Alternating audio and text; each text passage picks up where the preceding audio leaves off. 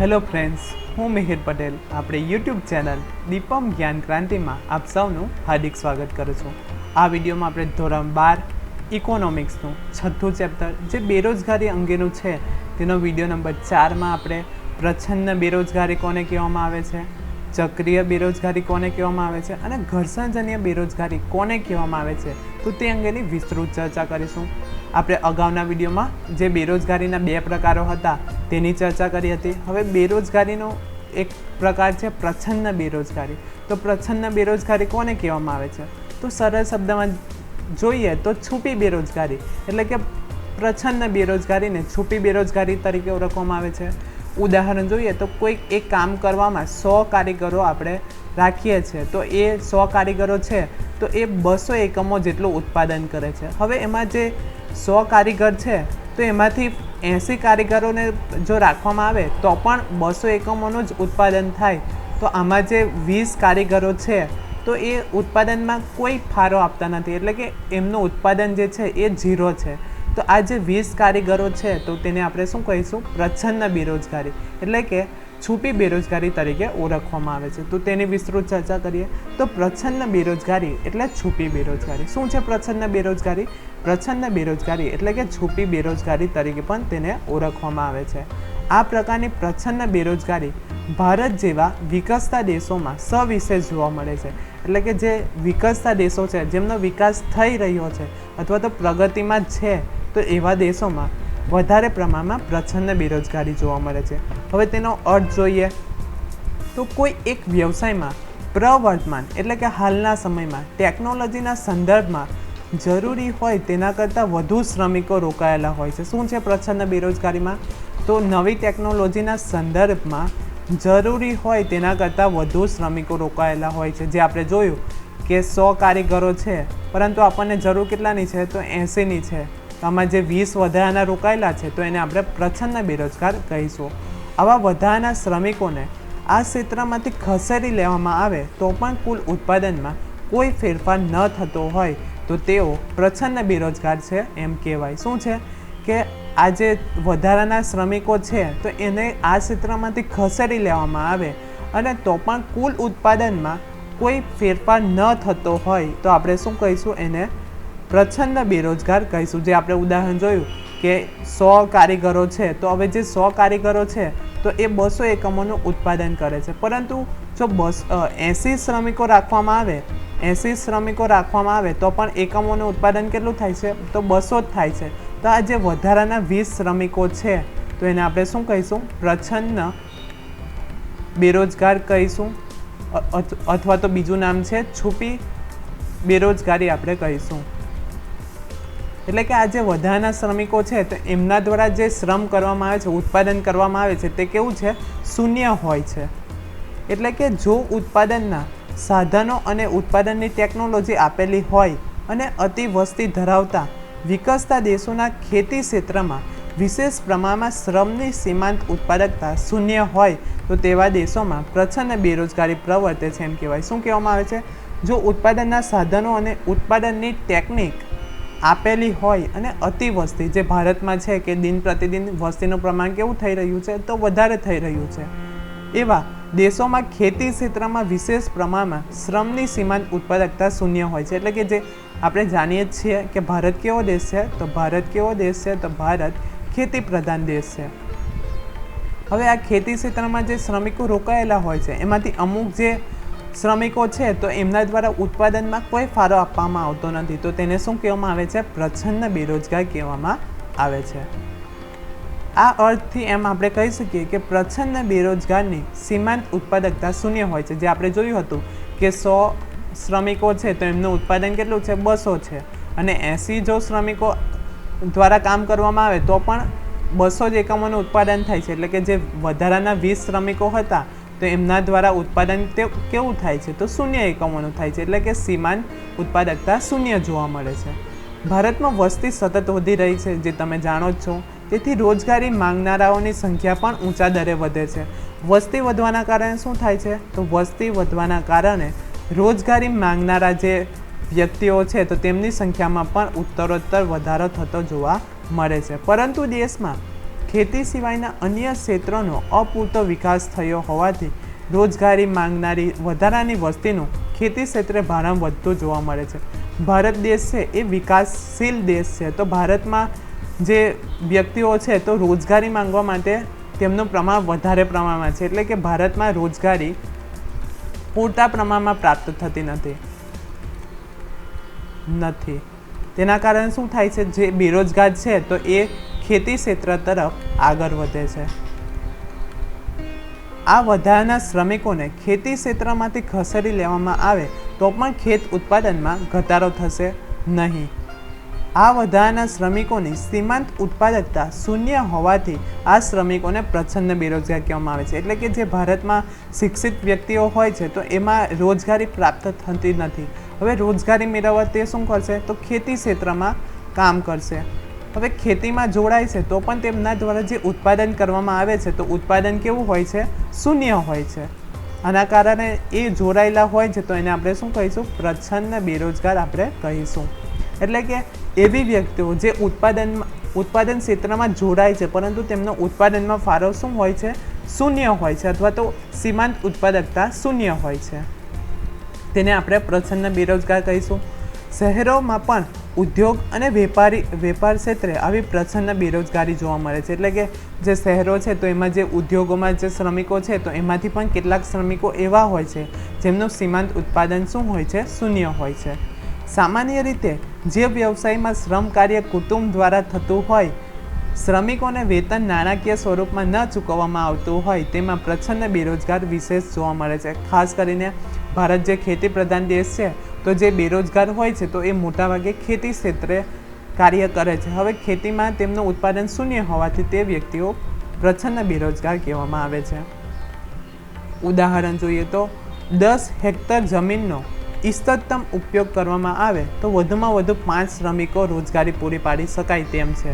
પરંતુ અન્ય સ્થળે કામ ન મળે તેમ હોવાથી કુટુંબના બીજા 3 સભ્યો પણ આ જ કામમાં ખેતર કામમાં જોડાય છે, પણ તેમના જોડાવાથી આ ખેતરના કુલ ઉત્પાદનમાં કોઈ વધારો થતો નથી. શું થાય છે, કોઈ ઉત્પાદનમાં વધારો થતો નથી. તો આ વધારાના 3 શ્રમિકો પ્રચ્છન્ન બેરોજગાર છે એમ કહેવાય. આવા શ્રમિકો બેકાર દેખાતા નથી, પરંતુ તેમની સીમાંત ઉત્પાદકતા શૂન્ય હોવાથી પ્રચ્છન્ન બેરોજગાર છે. જે ઉદાહરણ આપવામાં આવ્યું છે કે 10 હેક્ટર જમીન છે, હવે એમાં 5 શ્રમિકો દ્વારા ઉત્પાદન કરવામાં આવે છે, પરંતુ તેમાં વધારાના કેટલા 3 શ્રમિકો ઉમેરાય છે, તો જે કુલ ઉત્પાદન થાય છે તો એમાં કોઈ ફેરફાર થતો નથી.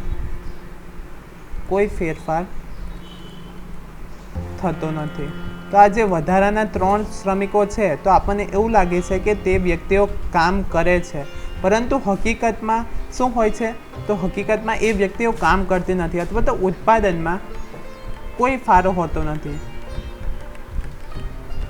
તો આ વ્યક્તિઓ છે તો એને આપણે શું કહીશું, પ્રચ્છન્ન બેરોજગાર વ્યક્તિઓ કહીશું. એટલે કે આપણને દેખીતી રીતે કામમાં જોડાય છે એવું લાગે છે કે એ વ્યક્તિ દ્વારા ઉત્પાદન કરવામાં આવે છે, પરંતુ હકીકતમાં તેમનું ઉત્પાદન મૂલ્ય શું હોય છે, તો 0 હોય છે. તો આવી વ્યક્તિને આપણે પ્રચ્છન્ન બેરોજગાર કહીશું. ત્યાર પછીનો બેરોજગારીનો પ્રકાર છે ચક્રીય બેરોજગારી. તો ચક્રીય બેરોજગારી એટલે શું, તો અર્થતંત્રમાં થોડા સમય માટે મંદી અથવા તો થોડા સમય માટે તેજી આવે તો એવી બેરોજગારીને શું કહેવામાં આવે છે, ચક્રીય બેરોજગારી કહેવામાં આવે છે. તો તેની વિસ્તૃત ચર્ચા કરીએ તો મૂડીવાદી સ્વરૂપની અર્થવ્યવસ્થામાં મૂડીરોકાણ કરનાર અને બચત કરનાર બંને જુદી વ્યક્તિઓ હોવાથી મૂડીરોકાણ અને બચત કરનાર વચ્ચે અવારનવાર અસમતુલા સર્જાય છે. શું છે, મૂડીવાળી જે સ્વરૂપનું અર્થતંત્ર છે એમાં મૂડીરોકાણ કરનાર અને બચત કરનાર બંને અલગ અલગ વ્યક્તિ છે. એટલે કે આપણે ઉદાહરણ જોઈએ તો મૂડીરોકાણ કરનાર X વ્યક્તિ છે અને બચત કરનાર Y વ્યક્તિ છે. હવે આ બંને વચ્ચે અસમતુલા થાય છે, એના કારણે આ બેરોજગારી સર્જાય છે. પરિણામે ક્યારેક આખા અર્થતંત્રમાં તેજીનું તો ક્યારેક મંદીનું મોજું ફરી વળે છે. શું થાય છે કે આ જે મૂડી રોકાણ કરનાર વ્યક્તિ છે તે અને બચત કરનાર બંને વ્યક્તિઓ અલગ અલગ હોવાથી તેમનામાં અવારનવાર કેટલીક વખત અસમતુલા સર્જાય છે. હવે આ અસમતુલા સર્જાવાથી શું થાય છે, તો કોઈક વખત તેજી જોવા મળે છે અથવા તો કોઈક વખત મંદી જોવા મળે છે. તેજીની સ્થિતિમાં અર્થતંત્રમાં મૂડીરોકાણ, ઉત્પાદન, આવક, રોજગારી વગેરે વધારાનું વલણ જોવા મળે છે। શું થાય છે તેજીની સમયમાં?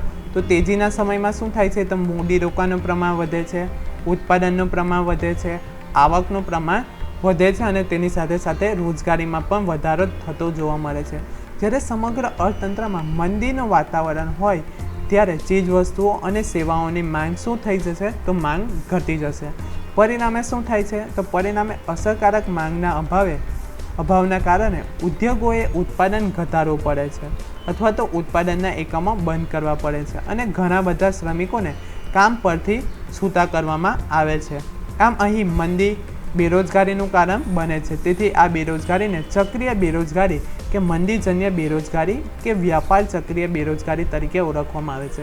તો આપણને અહીંથી ચક્રીય બેરોજગારીના બીજા 3 નામ પ્રાપ્ત થયા। કયા કયા છે? તો બેરોજગારીને ચક્રીય બેરોજગારી તરીકે ઓળખવામાં આવે છે, બીજું નામ છે મંદીજન્ય બેરોજગારી અથવા તો વ્યાપાર ચક્રીય બેરોજગારી તરીકે પણ ઓળખવામાં આવે છે। તો ચક્રીય બેરોજગારીના કયા કયા નામ છે? તો મંદી બેરોજગારી તરીકે પણ ઓળખવામાં આવે છે અને વ્યાપાર ચક્રીય બેરોજગારી તરીકે પણ સક્રિય બેરોજગારીને ઓળખવામાં આવે છે। એટલે કે ચક્રીય બેરોજગારીમાં શું થાય છે? તો મૂડી રોકાણ કરનાર જે વ્યક્તિ છે તે અને બચત કરનાર જે વ્યક્તિઓ છે તો તેમાં અસમતુલા સર્જાવાના કારણે શું થાય છે? તો કોઈક વખત અર્થતંત્રમાં તેજીનું વાતાવરણ જોવા મળે છે તો કેટલીક વખત મંદીનું વાતાવરણ જોવા મળે છે। હવે તેજીની સ્થિતિ વખતે શું થાય છે? તો તેજીની સ્થિતિમાં મૂડીરોકાણ અર્થતંત્રમાં મૂડી રોકાણનું પ્રમાણ વધે છે, ઉત્પાદનનું પ્રમાણ વધે છે, આવક વધે છે અને સાથે સાથે શું થશે? તો રોજગારીનું પ્રમાણ પણ વધારે પ્રમાણમાં થાય છે। હવે મંદીનું વાતાવરણ હોય ત્યારે શું થાય છે? તો ચીજવસ્તુઓ અને જે સેવાઓનું માંગનું પ્રમાણ ઘટી જશે અને ઉત્પાદન જે હોય છે તો ઉત્પાદન ઘટાડવું પડે છે અથવા તો કેટલીક વખત જે ઉત્પાદન એકમો હોય છે તો એ પણ બંધ કરવા પડે છે। તો આ એક ચક્રીય બેરોજગારી છે। હવે ચક્રીય બેરોજગારી કયા સમયમાં જોવા મળી હતી તો એ જોઈએ। તો ઈસવીસન 1929 અને 30માં અમેરિકામાં આવેલી મહામંદીની અસર વિશ્વના ઘણા બધા દેશોમાં જોવા મળેલી। તેથી આ મંદીને વિશ્વ મહામંદી તરીકે પણ ઓળખવામાં આવે છે। તો આ બીજું એક નામ પ્રાપ્ત થયું કે આ મંદીને શું કહેવામાં આવે છે? તો વિશ્વ મહામંદી તરીકે પણ ઓળખવામાં આવે છે। વર્તમાન સમયમાં પણ ક્યારેક અમેરિકા, ઇંગ્લેન્ડ જેવા વિકસિત દેશોમાં આવી બેરોજગારી જોવા મળે છે। ભારતમાં પણ મૂડીવાદી સ્વરૂપના બજારતંત્રનું અસ્તિત્વ હોવાથી અવારનવાર ચક્રીય બેરોજગારી ઉદ્ભવતી જોવા મળે છે। શું છે કે આ જે ભારત છે, અમેરિકા છે, ઇંગ્લેન્ડ જેવા દેશો છે તેની સાથે ભારત જેવા દેશોમાં પણ ચક્રીય બેરોજગારી ઉદ્ભવતી જોવા મળે છે। તેનું ઉદાહરણ છે કે ભારતમાં હીરા ઉદ્યોગ ક્ષેત્રે ક્યારેક આ સ્વરૂપની બેરોજગારી ઉદ્ભવે છે। તમે જાણો છો કે હીરામાં કેટલીક વખત તેજી જોવા મળે છે તો કેટલીક વખત મંદી જોવા મળે છે। તો આને આપણે શું કહીશું? સક્રિય બેરોજગારી તરીકે ઓળખીશું। એટલે કે કેટલાક સમયમાં તેજી જોવા મળે છે અને કેટલાક સમયમાં મંદી જોવા મળે છે। ચક્રીય બેરોજગારીની સમસ્યા હલ કરવા શું કરવામાં આવે છે તો એ જોઈએ। તો ચક્રીય બેરોજગારીની સમસ્યા હલ કરવા માટે રાજ્યએ ઉત્પાદકીય કે વિકાસલક્ષી કાર્યોમાં મૂડીરોકાણમાં વધારો કરીને વધુને વધુ લોકોને રોજગારી પૂરી પાડીને તેમની આવકમાં વધારો થાય તેવા પ્રયાસ કરવા જોઈએ। શું કરવામાં આવે? તો સરકાર દ્વારા ઉત્પાદકીય કે વિકાસલક્ષી કાર્યોમાં મૂડીરોકાણનું પ્રમાણ વધારવું જોઈએ। તેના કારણે શું થશે? તો વધુને વધુ લોકોને રોજગારી પ્રાપ્ત થશે। એવા પ્રયાસો કરવા જોઈએ જેથી લોકોની આવક વધતા અસરકારક માંગમાં વધારો થશે અને ઉત્પાદન વધશે। ઉત્પાદન વધતા રોજગારી વધશે, પરિણામે ચક્રીય બેરોજગારીની સમસ્યા હળવી થશે। અને બેરોજગારીનો અંતિમ પ્રકાર છે ઘર્ષણજન્ય બેરોજગારી।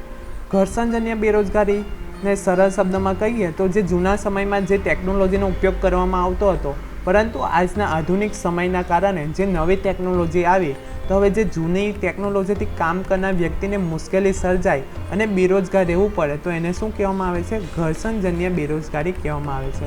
હવે તેની વ્યાખ્યા જોઈએ અર્થશાસ્ત્રની પરિભાષામાં।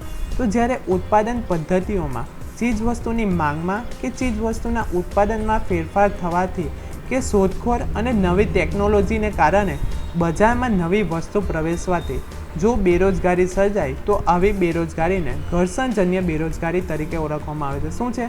જ્યારે ઉત્પાદન પદ્ધતિમાં કોઈ ફેરફાર થાય તેવી જ રીતે ચીજ વસ્તુની માંગમાં કે ચીજવસ્તુના ઉત્પાદનમાં ફેરફાર થવાથી કે નવા શોધખોળ અને નવી ટેકનોલોજીના કારણે બજારમાં નવી વસ્તુ પ્રવેશવાથી જો બેરોજગારી સર્જાય તો તેવી બેરોજગારીને ઘર્ષણજન્ય બેરોજગારી ઓળખવામાં આવે છે. ઉદાહરણ જોઈએ તો જે જૂના સમયમાં હતા ટેલિફોન હતા, તો ટેલિફોનની જગ્યાએ શું આવ્યા? તો નવા ફોન આવ્યા, નવા ફોન. તો આના કારણે જે ટેલિફોનની જે જોબ કરતા હતા અથવા તો સર્વિસની આપણે કામ કરતા હતા એવી વ્યક્તિઓને નવા ફોનમાં કામ કરવામાં કોઈક મુશ્કેલી સર્જાય તો તેને ઘર્ષણજન્ય બેરોજગારી તરીકે ઓળખવામાં આવે છે. બીજું ઉદાહરણ છે કે પહેલાંના સમયમાં નામું લખવામાં આવતું હતું, જે ચોપડામાં લખવામાં આવતું હતું. હવે જે આમાં નામુમાં જે લખનાર વ્યક્તિ હતા તો આજના સમયમાં શું કરવામાં આવે છે? તો કોમ્પ્યુટર પર સોફ્ટવેર દ્વારા તેની એન્ટ્રી કરવામાં આવે છે. હવે આ એન્ટ્રી કરવામાં આજના આ કોમ્પ્યુટર સોફ્ટવેરમાં એન્ટ્રી કરવામાં આ જે વ્યક્તિ છે તો એને મુશ્કેલી સર્જાય અને બેરોજગાર રહેવું પડે તો તેને શું કહેવામાં આવે છે? ઘર્ષણજન્ય બેરોજગાર કહેવામાં આવે છે. વિકસિત દેશોમાં જૂની ઉત્પાદન પદ્ધતિના સ્થાને નવી ઉત્પાદન પદ્ધતિ આવતા જૂની ઉત્પાદન પદ્ધતિવાળા એકમોને આર્થિક રીતે નુકસાન જતાં કેટલાક એકમો બંધ પડે છે. શું થાય છે કે વિકસિત દેશો છે તો એમાં જૂના ઉત્પાદન પદ્ધતિના સ્થાને શું આવે છે? તો નવી ઉત્પાદન પદ્ધતિ આવતા જૂના ઉત્પાદન પદ્ધતિના એકમો આર્થિક રીતે નુકસાન થતાં એ એકમો બંધ પડે છે. પરિણામે તેમાં રોકાયેલ શ્રમિકો નવી ઉત્પાદન પદ્ધતિને અનુરૂપ કાર્ય ના શીખે ત્યાં સુધી તેમણે બેરોજગાર રહેવું પડે છે. એટલે કે નવી ટેકનોલોજી આવે તો જે નવી ટેકનોલોજી આવી તો એ અંગે જાણવું ખૂબ જ મહત્ત્વનું છે. તે અંગેની માહિતી મેળવવામાં આવે. જો ત્યાં સુધી માહિતી ન મેળવવામાં આવે તો એ વ્યક્તિએ શું રહેવું પડે છે? બેરોજગાર રહેવું પડે છે. હવે આ નવી ટેકનોલોજી અંગે માહિતી મેળવવી હોય તો એ ટૂંકા ગાળામાં જ જોવા મળે છે. એટલે કે આપણે કહી શકીએ કે આ જે ઘર્ષણજન્ય બેરોજગારી છે એ ટૂંકા સમય માટે જ જોવા મળે છે.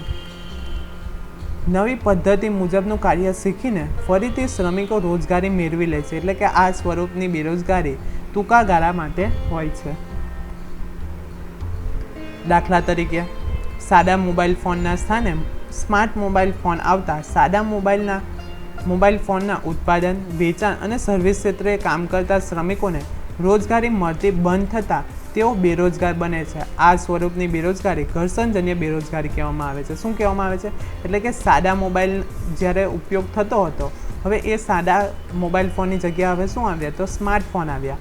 તો આ જે સ્માર્ટફોન આવે છે તો સાદા મોબાઈલનો ઉપયોગ કરનાર જે ઉત્પાદક કંપની છે તેમજ તેનું વેચાણ કરનાર કોઈ કંપની છે અને સર્વિસ કરનાર કોઈ ક્ષેત્ર છે તો એમાં જે કાર્ય કરતા શ્રમિકો છે તો એને રોજગારી મળતી બંધ થઈ જાય છે. હવે આ બેરોજગાર બને છે તો તેને જ આપણે શું કહીશું?